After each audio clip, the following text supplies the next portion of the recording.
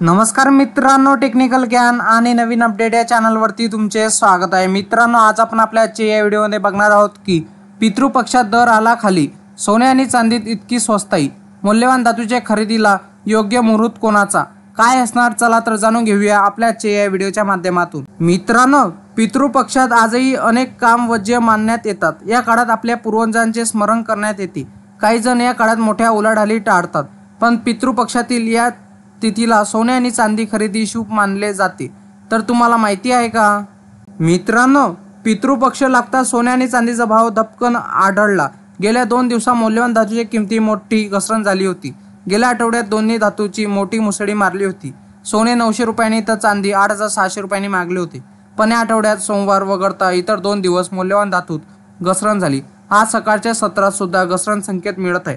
पितृपक्षात आजही अनेक कामे वर्ज्य मानण्यात येतात। या काळात आपल्या पूर्वजांचे स्मरण करण्यात येते।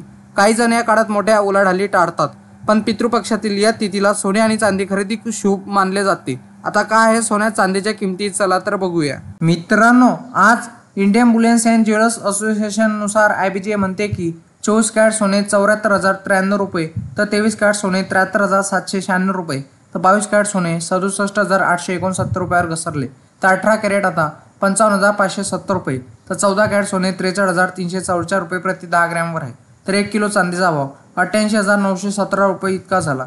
वायदे बाजारात आणि आंतरराष्ट्रीय बाजारात सोने आणि चांदीवर कुठलाही कर शुल्क नसते, तर सराफा बाजारात शुल्क आणि कराचा समावेश होत असल्याने भावात तफावत दिसून येत असते। मित्रांनो, पितृपक्षात सोने आणि चांदी खरेदी वर्ज्य आहे, अर्थात शास्त्रात याविषयी स्पष्ट संकेत अथवा नियम नाहीत।